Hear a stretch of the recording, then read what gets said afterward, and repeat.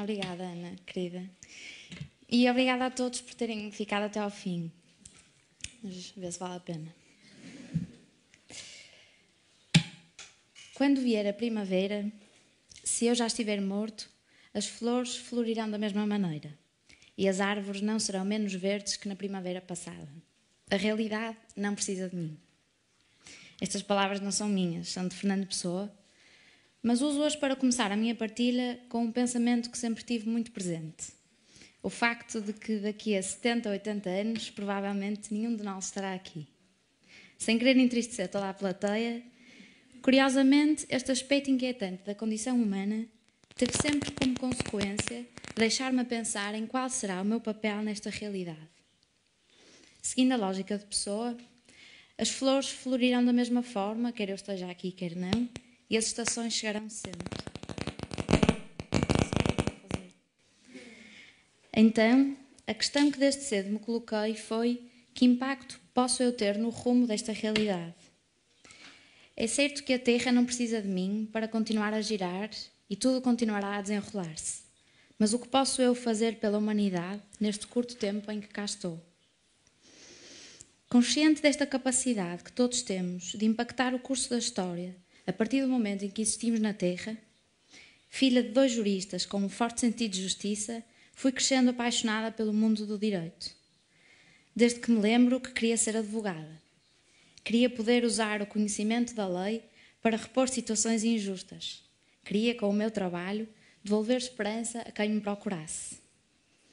Cresci numa casa abençoada, onde nunca este objetivo foi posto de parte. Nem este, nem nenhum outro. Tive a graça de nascer numa família unida, com valores profundos, onde todos os sonhos eram respeitados, valorizados e encorajados. Assim, fui trilhando um percurso neste sentido, com tranquilidade, sem hesitações e com muita esperança. Durante a Faculdade de Direito, aquele propósito ia ganhando mais força e estava convicta de que era por ali. Estava certa da minha escolha e do futuro que se seguia. O primeiro grande abalo, que foi ao mesmo tempo a primeira vivência de pura realização, deu-se quando parti em missão para Angola. Após 2 meses de vida em simplicidade e em serviço, partilhados com as minhas 5 irmãs que partiram comigo, a certeza do rumo que tinha escolhido para mim já não era tão inabalável. O choque com aquela outra realidade mostrou-me que há quem precise de muito mais que a ajuda do direito. Há tantas outras circunstâncias onde me posso tornar útil e cujas respostas não passam pelo apoio legal. Penso aqui em desigualdades profundas que estão muito antes do direito e, ao mesmo tempo, muito para além dele. Regresso então a casa assim. Pela primeira vez senti que estava de pernas para o ar. No entanto, sem querer admitir que tudo aquilo em que sempre acreditei podia agora representar um esforço em vão, avancei para a fase que naturalmente se seguia: o estágio no escritório e a ordem dos advogados. Eis que se dá o segundo grande abalo. O contacto direto com a realidade dos tribunais e com a injustiça que ainda vivemos dentro da justiça fez com que aquele mundo que eu achava ser inundado de possibilidades começasse a mostrar o seu outro lado, o da sua inutilidade na prevenção. Se a força desta área reside na reparação de danos, a sua fraqueza está na prevenção deles, e eu sentia-me chamada a atuar antes. Queria ser parte do capítulo anterior, evitar rumos mal traçados, desfechos indesejados, consequências desnecessárias. Mas como?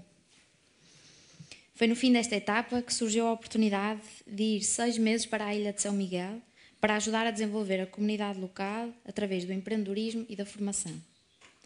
Era um passo arrojado nesta fase e em voluntariado, e todos me perguntavam por que eu ia fazer se nada tinha a ver com a minha área. Sem resposta bem definida, fazia-me sentido, e fui. Durante esse semestre, em que pude ver impacto real do meu trabalho em várias pessoas e famílias, voltei a estar confortavelmente sentada neste baloiço, que andava a uma velocidade cada vez mais agradável. Mas esta aventura tinha data de validade. Sabia o dia exato em que teria de dar lugar a outros e voltar para casa. E quando esse dia chegou, senti que estava já não de pernas para o ar, mas que tinha caído. Tinha quase 26 anos, estava agora sem emprego e sem um objetivo concreto. Sabia, contudo, que não queria ir pelo direito. Foi a primeira vez que o exteriorizei. E apesar de poder parecer para fora uma decisão corajosa e determinada, no meu íntimo não foi nada fácil de gerir. A única certeza que sempre tinha tido em relação ao meu rumo, que era o impacto que eu queria poder ter noutras vidas através do direito, era agora posta em causa e sem cenário alternativo. Desta tomada de posição resultaram meses de indecisões e de desorientação. Candidatava-me aos mais diversos projetos sociais e as minhas qualificações pareciam sempre não ser as suficientes ou as mais adequadas às vagas em concreto. O percurso de anos que fiz com tanto prazer e esperança parecia agora não ter utilidade. As rejeições seguiam-se umas às outras e começo a questionar a sensatez da minha decisão.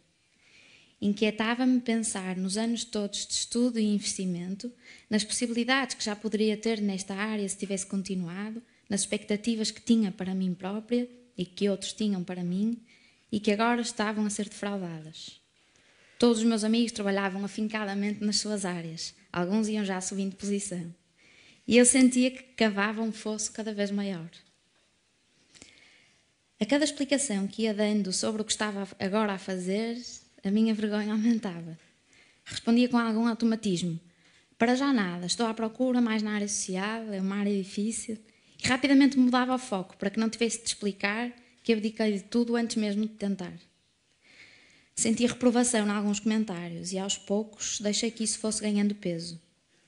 Estaria a levar demasiado a sério a busca pelo meu papel no mundo? Estaria a ser demasiado restrita na definição daquilo que poderia ser um trabalho com impacto? Sentia-me a fracassar numa sociedade cada vez mais sedenta de sucesso rápido e visível. Num destes processos de candidaturas em que nos é pedido para respondermos por escrito a uma série de questões, surge a seguinte: qual consideras ter sido a tua principal conquista até à data? Explica-nos porquê e qual o caminho que percorreste para a atingir. Máximo, 200 palavras. 200 palavras, pensei. Não tenho sequer ideias para escrever. Não considerava mesmo ter tido nenhuma conquista relevante nem digna de mencionar ali. Bloqueei. Minimizei a página do Word por uns dias à espera de inspiração, mas sentia que não tinha nada que pudesse ser realmente considerado uma conquista. É quando partilho a minha dificuldade em avançar nesta pergunta que recebo uma resposta que me marcou. Foi-me apontada como uma conquista precisamente a situação em que me encontrava. Ter sido coerente e consequente com os meus valores e com o meu propósito, ao ponto de romper com as minhas convicções anteriores e aguardar meses por algo que fizesse sentido, era para essa pessoa uma conquista. A situação que eu via como fracasso e insucesso era, afinal, vista por outros olhos com admiração. Recordo-me de um momento particular na Academia Ubuntu em que ouvimos John Valmink dizer, a propósito da resiliência: se queremos alcançar os nossos objetivos, temos que garantir que eles são congruentes com aquilo que mais prezamos, porque só se houver congruência é que seremos capazes de ultrapassar os obstáculos e superar os desafios. Pois eu, que nunca me considerei particularmente resiliente, vejo agora naquelas palavras imenso sentido. E hoje tenho o privilégio de poder dizer aqui que sei que são verdade. Lá respondi à tal pergunta, terminei o processo de recrutamento e entrei. É na luta contra a desigualdade educativa que trabalho hoje e parece agora que tudo me trouxe até aqui. Tanto os momentos de alto voo no Valois, como aqueles em que mal me conseguia agarrar. E se assim não tivesse sido, não sei se teria percebido que o meu caminho era este. É através da educação que me sinto chamada a agir na prevenção de que há pouco falava. E estou confiante nesta decisão. Como todos aqui sabemos, nós somos porque os outros são. E a minha história só faz sentido de ser partilhada porque ela só existe na medida em que tantos outros existem. Se para mim é claro que o nosso papel no mundo deve ter um propósito, não o é por mérito meu. Devo esta visão da vida aos meus pais, que são o exemplo do valor cristão receber de graça, dar de graça. Devo-lhes também esta conquista de que falei. Não a consegui só por ter sido resiliente ou muito fiel ao meu propósito. Conseguia também porque se puxássemos esta imagem mais para baixo, não víamos o chão. Víamos 4 braços entrelaçados numa rede de amparo e amor que me deu confiança para arriscar e segurança para não desistir. E tenho a sorte de poder dizer que não fico por aqui. À minha irmã, cúmplice e determinada, devo horas e horas de conversa sobre este modo de ver o mundo, confortando-me saber que com ela partilho esta missão. Aos meus avós, exemplos de generosidade e bondade, devo a quantidade de vezes que dou por mim a repensar a genuinidade da minha relação com os outros. Aos meus tios, primos, amigos e namorado, portos seguros a quem devo a confiança, com quem encaro novos desafios, sabendo que terei sempre onde regressar. Termino complementando as palavras de John Volming com algo que ouvi há uns dias. A coerência não é dizer sempre o mesmo.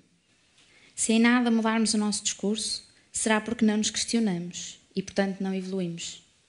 Coerência é agir de acordo com aquilo em que acreditamos e valorizamos agora. Está na importância que damos àquilo que dizemos que é importante. Obrigada.